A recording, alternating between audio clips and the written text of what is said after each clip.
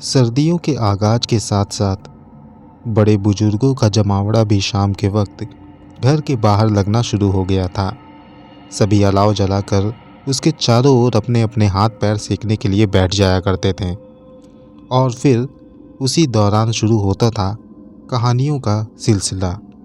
लोग अपनी दिन भर की बीती एक दूसरे को सुनाया करते थे और कुछ लोग अपने जीवन में घटी हुई कुछ अजीबोगरीब घटनाओं के बारे में बताया करते थे। सभी एक के बाद एक अपनी अपनी बातों को पूरा करते और शाम इसी में कट जाती।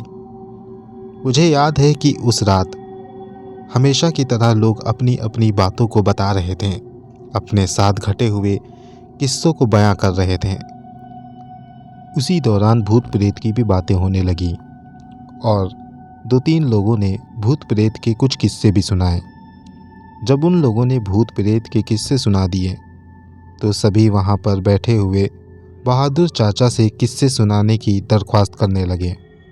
बहादुर चाचा वहां पर सबसे बड़े थे और चुपचाप सबकी बातें सुन रहे थे।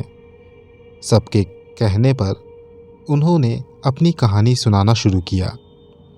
वो कहने लगे, भूत प्रेत होते हैं या नहीं, मैं इस पर अब क्या बोलूं, लेकिन मैं अपनी एक कहानी सुनाता हूं। उसको सुनने के बाद तुम लोग खुद ही फैसला करना। हम लोग बड़े चाव से उनकी कहानियां सुनने लगे। अपने हाथों को सेकते हुए बहादुर चाचा कहने लगे, बात आज से 40 साल पुरानी है। हमारे गांव के बाहर जो सरकारी दफ्तर बना हुआ है, जहां पर पुलिस के जवान रहते हैं, वहां पर मैं बागबानी किया करता था। मैं सुबह और शाम वहां पर जाया करता था। मेरे सामने कभी भी भूत प्रेत का कोई भी मामला नहीं आया। मैंने रातों रात सफ़र किया है। कई बार मुझे वहाँ रात हो जाया करती थी और मैं देर रात को अपने गांव आया करता था, कभी पैदल तो कभी साइकिल से। मगर मुझे कभी भी किसी भी भूत प्रेत का सामना नहीं करना पड़ा। हाँ, मगर एक रात एक ऐसी घटना घटी जिसने मेरे रोंगटे खड़े कर दिए। क्या हुआ था बाबा? हम सब लोग उनकी बातों पर कहने लगे तो वो बोलने लगे, सुनाता हूँ। उस रात मुझे थोड़ी देर हो गई थी क्योंकि वहाँ पर दावत थी और मुझे भी रोक लिया गया था। दावत खाकर मैं वापस अपने घर की ओर आने लगा। मैं साइकिल से था। मैं धीरे धीरे घर की ओर बढ़ रहा था।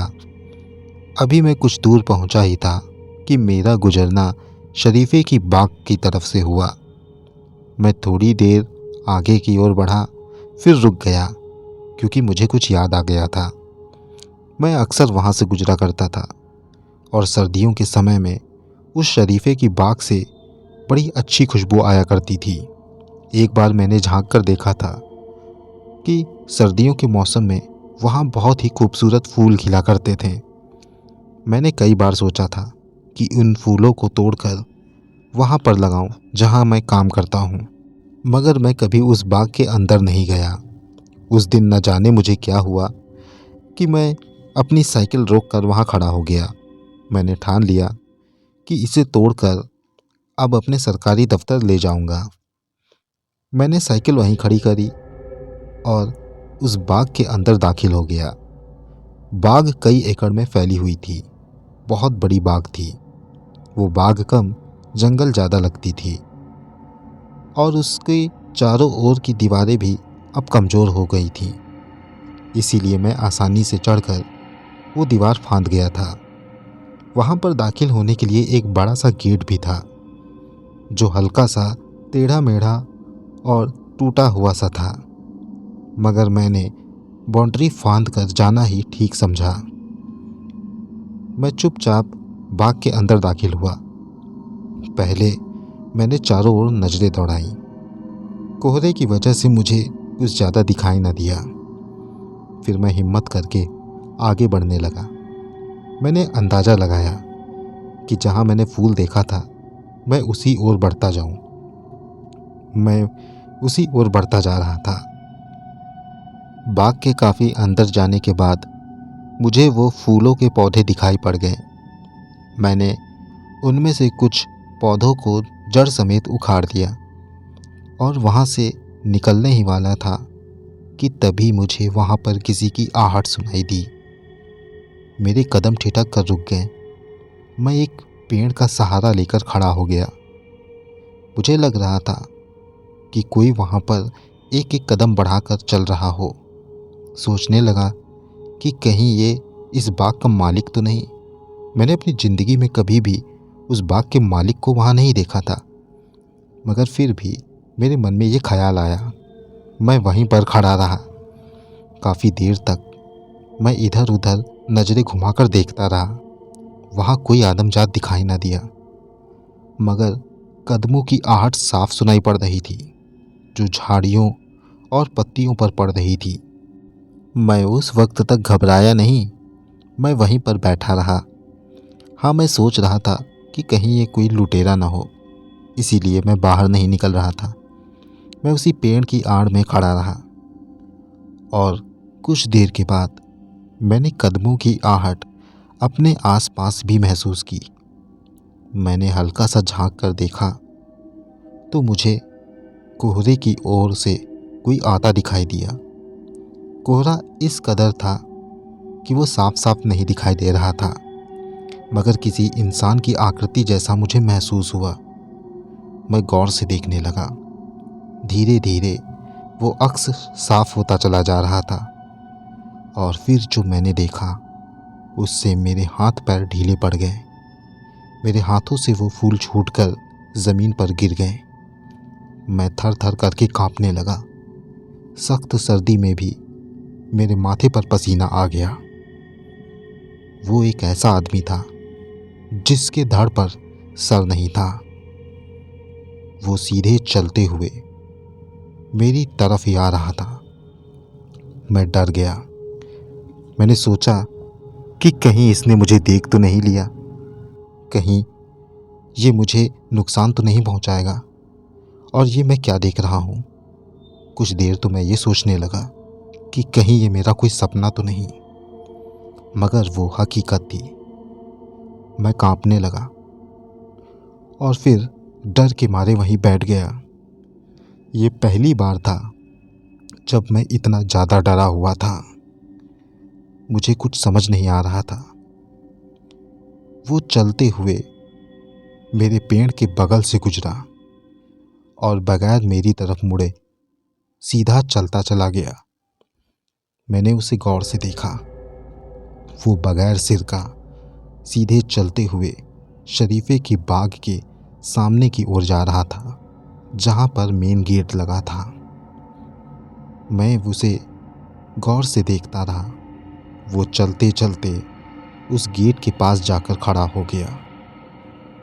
मैं वहाँ से भागना चाहता था, मगर भाग नहीं सकता था, क्योंकि मेरी साइकिल बाउंड्री के उसी तरफ खड़ी थी जिस तरफ गेट लगा हुआ था, और अगर मुझे भागना होता तो वो मुझे देख सकता था।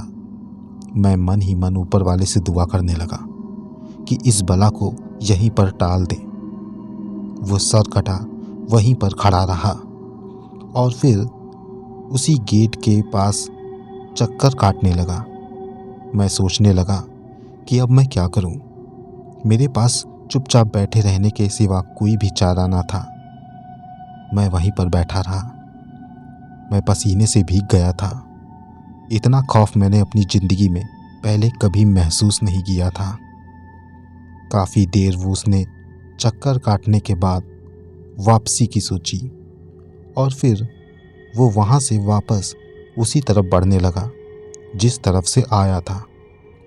मैं डर करके पेड़ की दूसरी तरफ हो लिया। मैंने उसकी कदमों की आहट महसूस की।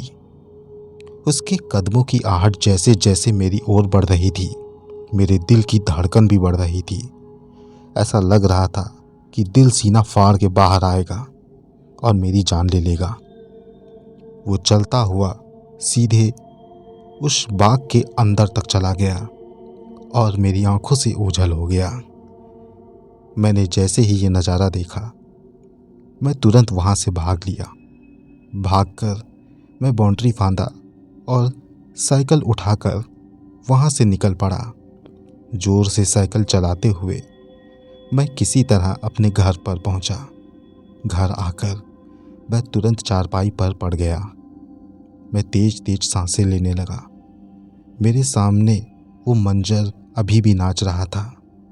मेरे सामने वो सरकटा अभी भी दिखाई दे रहा था। मुझे तेज बुखार हो गया और बुखार की वजह से मैं कब सो गया मुझे पता ही ना चला। सुबह मैं बुखार के मारे चल भी ना पा रहा था। तुम्हारी चाची ने डॉक्टर को बुलवाया। उसने मेरा इलाज किया। 2 दिन तक मैं बीमार रहा। 2 दिन के बाद मेरी हालत सुधरी। मैं फिर से उस सरकारी दफ्तर जाने लगा। वहाँ बागबानी करने लगा। मैंने पहले सोचा कि अपने अफसरों को वो सारी बातें बताऊं। फिर मैंने सोचा कि कहीं ये लोग मेरा मजाक ना उड़ाएं, इसलिए मैं खामोश रहा। अब मैं देर नहीं करता था, जल्दी ही घर वापस आ जाता था। इस वाक्य को 1 महीने का समय बीत गया और फिर मेरे दिल से थोड़ा थोड़ा डर भी निकल गया, क्योंकि मैं उस रास्ते से नहीं गुजरता था और अगर गुजरना भी हो तो मैं दिन के समय ही वापस आ जाया करता था। वक्त बीतता रहा। 1 महीने के बाद एक बार मेरे कानों में एक खबर पड़ी। जब मैं वहाँ पर गया जहाँ मैं काम करता था, वहाँ पर मुझे पता चला कि कुछ स्कूली बच्चों ने शरीफे के बाग की तरफ सरकटा भूत देखा है। मैं गौर से सुनने लगा। मेरे साथ काम करने वाले एक माली ने बताया कि हमारे साहब के बच्चे जिस स्कूल में जाते हैं वहाँ से पास रहने वाली एक शरीफे की बाग है जिसमें एक सरकटा भूत देखा गया है। स्कूली बच्चों ने उसकी पुष्टि की है। मैं ये सब सुनकर डर के मारे कांपने लगा। मेरे माथे पर पसीना आ गया। मुझे देखकर मेरे साथ का माली बोला, तुम्हें क्या हुआ? क्या ये सुनकर तुम डर रहे हो? मैंने उसकी बात पर कहा, एक बात बोलूं, किसी से कहोगे तो नहीं? वो कहने लगा, हाँ हाँ बोलो। मैंने उसको सारी बातें बताई। मेरी बात सुनकर वो भी हैरान हुआ। उसने ये बातें वहाँ के अफसर को भी बताई। जब उन्होंने मुझसे पूछा तो मैंने भी उनसे इस बात की पुष्टि कर दी। इसके बाद से अक्सर शाम के समय वहाँ पर 2 पुलिस वाले गश्त करने लगे। पहले उन लोगों को भी कुछ न दिखाई दिया, मगर एक रात को दोनों पुलिस वालों को गेट पर खड़ा हुआ वो बिना सिर का भूत या फिर जिन या जो भी आप समझ सकते हैं वो दिखाई दिया।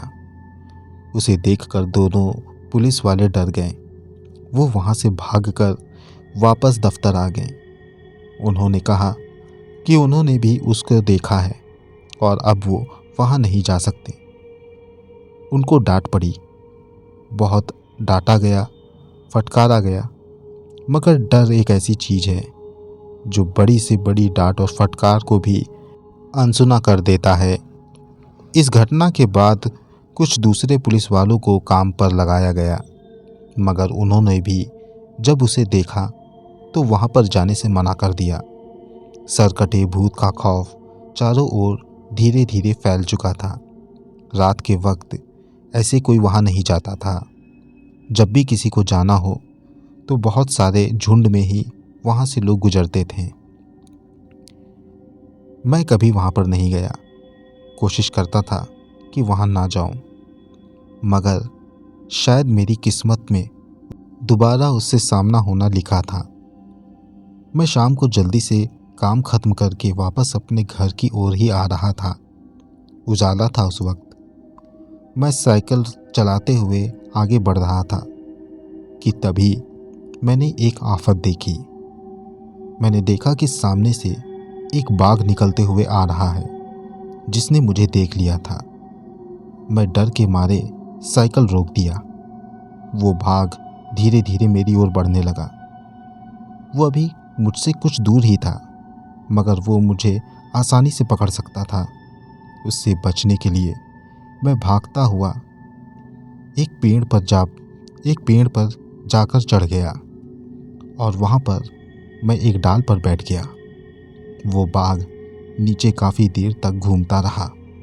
उन दिनों फ़ोन भी नहीं हुआ करते थे कि मैं फ़ोन करके किसी से मदद भी मांग सकूं। मैं अकेला पेड़ पर बैठा रहा। वो बाघ भी वहाँ से टस से मस ना हुआ। धीरे धीरे रात भी हो चली थी। मुझे सबसे ज़्यादा डर उस सिर कटे भूत का भी था, क्योंकि वो पेड़ जिस पर मैं चढ़ा था वो ठीक उसी शरीफे की बाग के सामने था। मैं डर रहा था। अब अंधेरा भी होने लगा था। सर्दियों के दिनों में तो अंधेरा बहुत जल्दी हो जाया करता है। अंधेरा होने की वजह से मैं और ज़्यादा डरने लगा। चारों ओर धुंध बढ़ने लगी, मगर वो बाघ वहाँ से टस से मस ना हुआ। काफ़ी देर तक वो वहाँ पर बैठा रहा। वहाँ पर किसी भी इंसान का गुजरना भी ना हुआ, क्योंकि सर कटे भूत की डर की वजह से वहाँ पर शाम होने के बाद कोई नहीं गुजरता था। अब मैं बुरी तरह से फंस चुका था। वो बाघ काफ़ी देर तक वहाँ बैठा रहा। फिर वो एकदम से उठ खड़ा हुआ और कुछ आहट सुना और उस ओर भाग गया। मैं अभी डाल पर बैठा उसे देख रहा था। जब वो भागता हुआ काफ़ी दूर निकल गया, तब मैं धीरे धीरे नीचे आने लगा और फिर मैं नीचे आ गया। मुझसे कुछ ही दूर पर मेरी साइकिल भी पड़ी हुई थी। मैंने झट से साइकिल उठाई और उसे तेज तेज भगाने लगा। मैं किसी तरह से साइकिल चलाते हुए उस शरीफे की बाग से कुछ दूर निकल आया था, मगर मेरे दिल से खौफ नहीं गया था। मैं लगातार साइकिल पर पैडल मारता रहा और तेज साइकिल चलाने के कारण मेरे साइकिल की चेन उतर गई। मैंने तुरंत साइकिल रोकी और चेन चढ़ाने लगा। चेन चढ़ाते हुए मैंने अपने पीछे किसी की आहट महसूस की। मैं तुरंत पलट कर जो देखा वो मेरी जान निकालने के लिए काफ़ी था। मेरे सामने वही सरकटा खड़ा था। मैं चीख पड़ा और साइकिल छोड़ के वहाँ से भागने लगा। मैं पूरी ताकत लगाकर भाग रहा था। वो सरकटा भी मेरे पीछे था। मैं भागते भागते झाड़ियों और खेतों को फांदते हुए अपने घर की ओर आने लगा। मैंने दोबारा पलट के नहीं देखा। भागते भागते जिस क्वार्टर में मैं रुकता था, मैं वहाँ पर आ गया। तुरंत अपने क्वार्टर का दरवाज़ा खोला और उसको बंद करके अंदर लेट गया। उस दिन घर पर तुम्हारी चाची भी नहीं थी। मैं अकेला ही था। मैं तुरंत अपनी चारपाई पर लेट गया। मुझे बहुत डर लग रहा था। सांस धौंकनी की तरह चल रही थी और माथे पर पसीना था। पूरा बदन खौफ के मारे पसीने से भीगा हुआ था।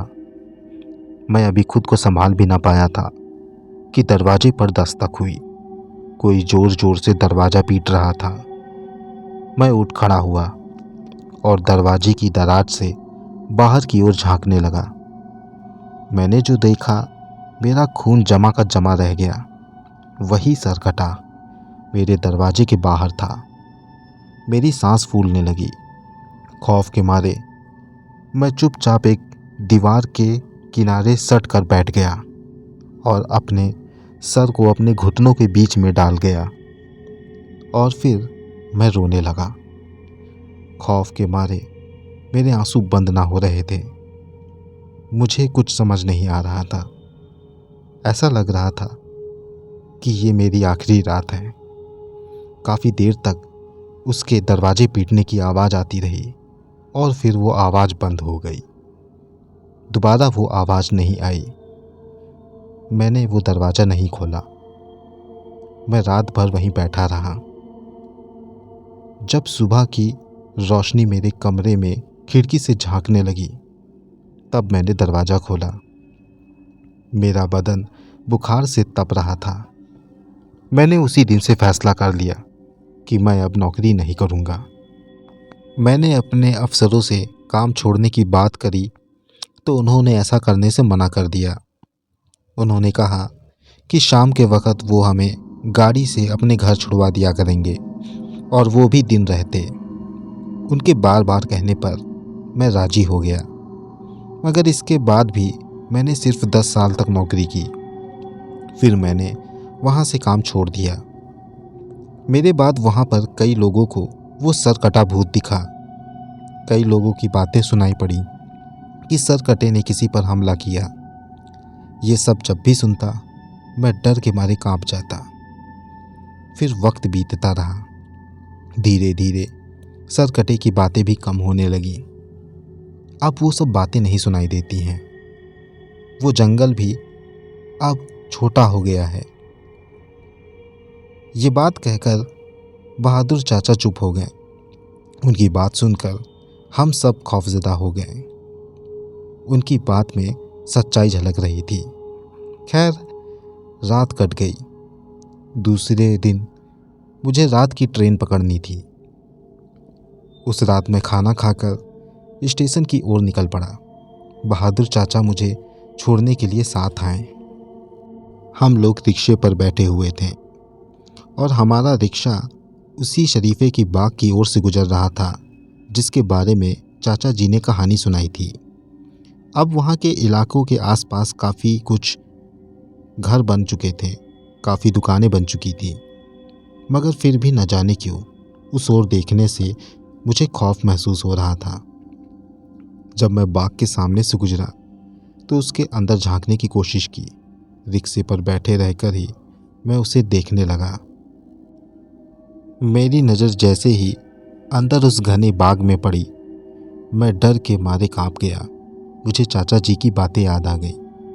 बाग अब उतनी बड़ी नहीं रह गई थी, फिर भी न जाने क्यों मैं खौफ से सिहर सा गया। चाचा जी ने मेरे कंधे पर हाथ रखा और कहने लगे, डरो नहीं, अब वहाँ पर कुछ नहीं है। ये कहते हुए हम दोनों उस बाग को पार करके रिक्शे के जरिए आगे निकल गए और पीछे छोड़ गए वो शरीफा बाग।